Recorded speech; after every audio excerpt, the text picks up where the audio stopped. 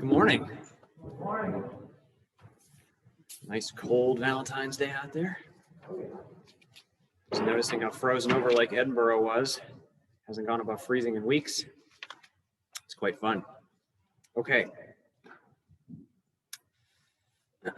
So I wanted to speak today about a topic that I think is meaningful at this specific time in history, because I feel that there are a lot of people out there who feel that they don't have power to change the world for the better.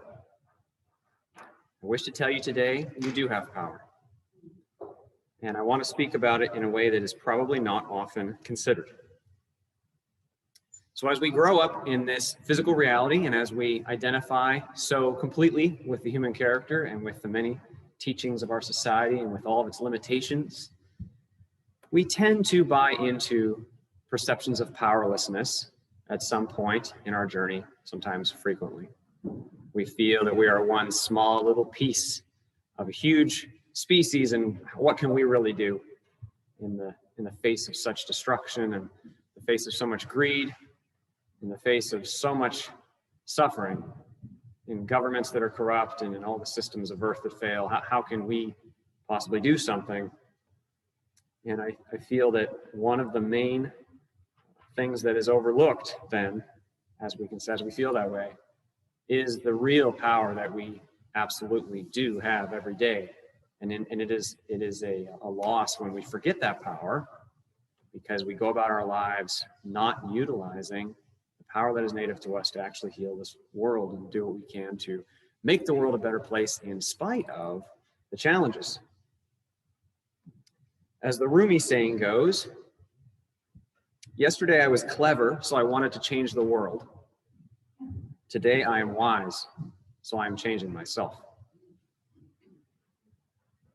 Now, when I first heard that quote years ago, I thought that meant the only thing you really have power to change is yourself, so you might as well change yourself. That's not what that means. I mean, it's part of it, because the ownership of what we have, we own ourselves, how we approach the world. But it goes far deeper than that. The quote is helpful in a way that may not be obvious. The wise man does not simply change himself because that's the only thing he can truly change, but rather, therein lies a very real and tangible way to effect change that is not visibly apparent, and that is the fact that each one of us, as consciousness, as spirit, is connected to all other things, and we are participating in the creation of this world every day, from the non-physical to the physical. So what happens in consciousness is very important. It's not simply what we do with our hands. What is very powerful and important is what we do in our minds and in our hearts. So the reason that's important to consider is because consciousness is first and the physical happens after. So thought form is first, physical form is second. Spirit is first, the world of form is second. The mind is not just the experiencer, it is the creator. Your mind is a part of that creative process, even if you don't remember it or consider it commonly. In our reality, the physical change that takes place from consciousness may seem slow. Manifestation is delayed here. It's not like other thought responsive reality systems where when we intend something, or we wish something, or we expect something, or we move our consciousness, the environment immediately shines it back to us. It's a lot slower here, but it still happens. Consciousness in this world does affect the physical world, physically. I'll just mention here as a side note, Princeton Engineering Anomalies Research Lab, that was the name of a Princeton group who studied this. They performed rigorous scientific research for 30 years, and they published several manuals of the results of that research. And you can go read it and find out what is the extent to which a given person in a given moment seems to affect the reality, the physical reality around them. They perform many experiments based on random number generation or random outcome, and it's really fascinating stuff. I myself participated in a brief experiment here where I was with a group of 5 people, and we attempted to alter the random number output of a random number generator in Germany. It was a true random number generator, one created by Princeton, by Pear Labs, that was not based on a logarithm, so based on something predictable, but rather based on atomic radiation. And it would just kick out zeros and ones at a high interval, and you would see if you could push it to create more ones or more zeros. And it would create a visual output on the screen that you could see over time what the output of the device was. And I'll tell you what, when you see it with your own eyes, that when you and 4 other people are meditating, you can affect this device and with your intention, push it up, push it down, not touch it. It becomes very tangibly real. Like, oh my gosh, we really are having an effect out in the world. Now, that's just a small example, just a personal example. Again, there is research out there, but I do want to point at this as a very real phenomenon. It's a real mechanism. Consciousness is affecting the physical world and how it actualizes, how it manifests every day. It's just, this reality is super dense, extremely dense, very consistent, and there are billions of players in the game. So we're all having our little hand in what's going on here. And even though that's true, one individual is still extremely powerful. And I want to highlight that because, again, we may feel like we are lost in the herd, but no, one consciousness motivated by love, one spirit who knows his connection to the divine and acts from it, is a powerful force. And that does have a profound effect on Earth. So we affect the world not just by the work of our hands, but by our consciousness itself, by our mind itself. Consciousness affects the world directly, even without hands. Okay. So what does that mean? In your own mind and in your own heart, how you deal with the thought forms, that is the ideas, the beliefs that you hold, the circumstances in your life and the meaning that you are placing upon those circumstances, even how you engage with those internal, seemingly small things is powerful and important. Because even in how you deal with your own thoughts, your own meanings, your own associations, your own identity, even with how you choose to interact with those things, you are able to wield love or operate from fear. And the name of the game then is intent. What is your intent? Even in your internal environment, what is your intent? Why do you believe the certain thing that you believe? Or why do you place the certain meaning on the certain circumstance in your life? Whatever it is, you have more freedom to reframe, re-understand, what's the word I want to say here? Frame is the best word, but redefine, we'll say, even your own internal conscious thought environment. You have more freedom than you know. And when you choose to meet your own fear and overcome it, even in the quiet of your own heart, you are healing the world. When you choose to meet a given moment in your own heart with love, you are healing the world. When you choose love and when you face and overcome fear, in whatever the size, this is not about the size of the circumstance. You do not have to move a mountain. You do not have to feed every single person on the earth in one moment. If you are in the bathroom brushing your teeth and you decide to face your fear, you are healing the world. You are, because you are a part of that which is giving rise to the world. And because consciousness is first. And when we grow towards love and conquer fear, that is the real change. The physical stuff will happen next. The action of the hands will happen subsequent to our intent of love. We will treat the person next to us better when we wish to act from love. When we don't have fear, we will affect those around us better. We will help to be part of the solution. And it's not just that we do those physical things. I'm saying it's also that in your heart, just doing it in your heart, even if you're paralyzed in bed and you can't do anything with your hands, to meet your moment with openness and love is powerful. And it does change the world. This action happens not only individually, but this is important, that we are all connected to each other. There is in consciousness space what we can call the collective consciousness of humanity. It's a fancy idea, but it just means that all of us here are a part of one collective group of consciousness, and it's all together connected like a sea, like a big pond or something. And in other reality systems, it's perceivable, it's real. And our thoughts, all day, every day, our expectations, our fears, our motivations, our intent, that's the bottom, is constantly sending out signals like sounds or ripples in the water throughout all of the whole collective consciousness of humanity.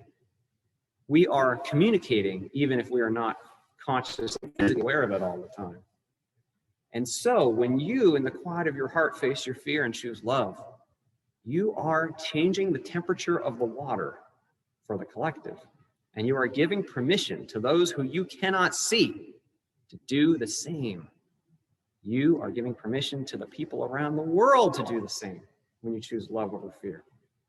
When you awaken, that means when you decide to step past the old fears and the old beliefs that have been so deeply rooted in humanity's consciousness, because we've got them, man. Those beliefs of intolerance and racism and beliefs in fear and damnation. That's a big one that gets me. Belief in might makes right. Belief in us versus them in a broad sense.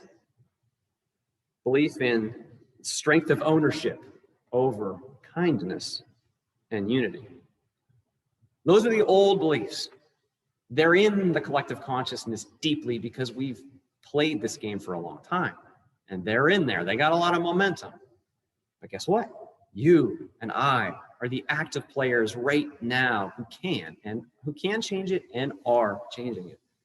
So when you change in your own heart, the us versus them, I'm not going to participate in this us versus them. This is not about Republican versus Democrat. This is not about this race versus this race, or this nation versus this nation, or my football team, again, whatever. I'm not saying anything's wrong with football. I'm just saying but this us versus them is so deeply like a part of our bones.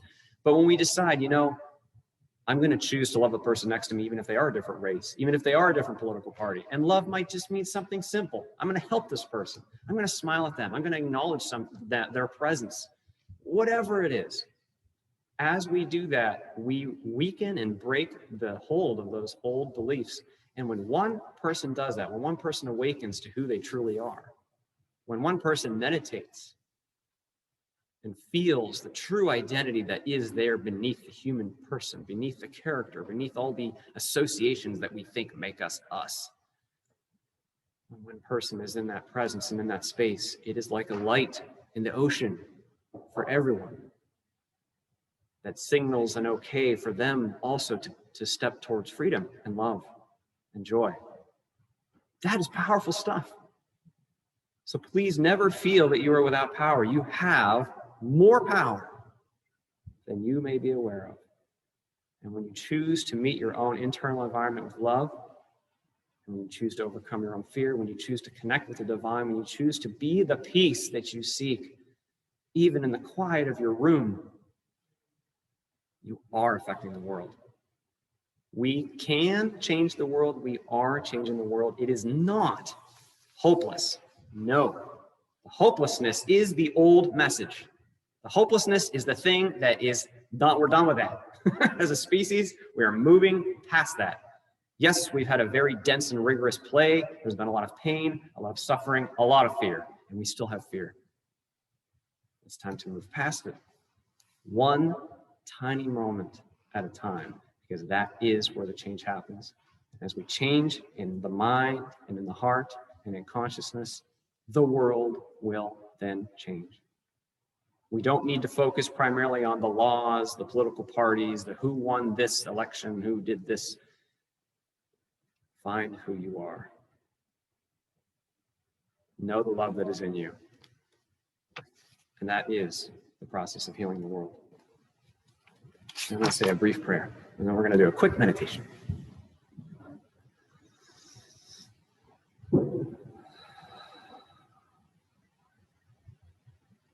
God of strength and joy and peace,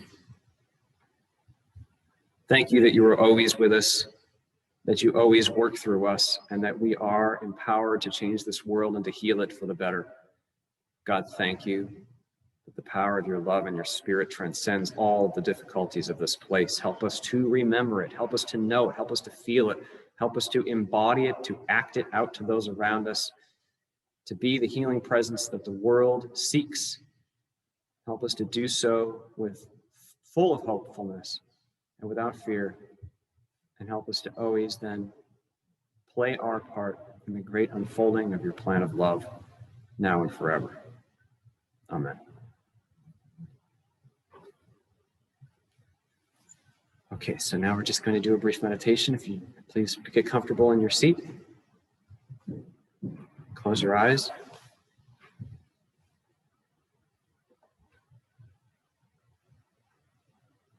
Allow yourself to feel your body in the seat, to feel that it is alive.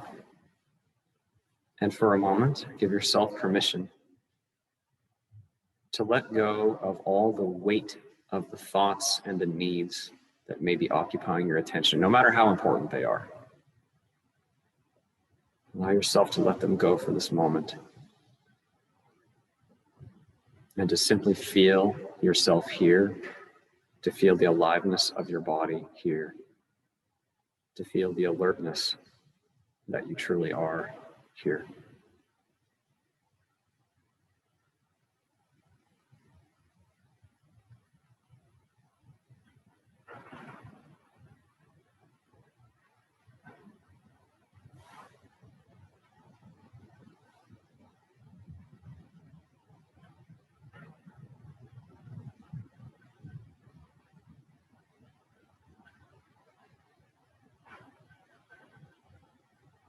Whatever it is that your mind brings up, your thinking mind, allow yourself to simply put it aside, let it go. Feel the livingness that is there with you, the livingness of your body and your mind. Feel the presence of I. And require nothing of it. Just know it.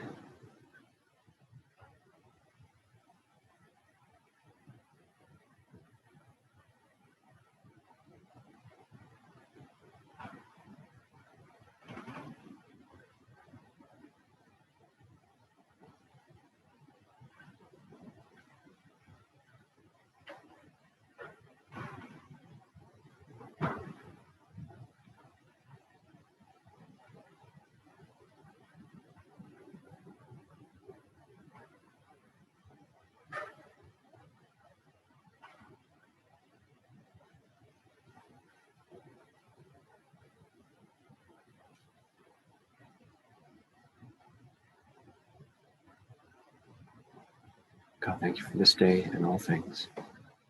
Be with us as we go in peace from this place. Amen.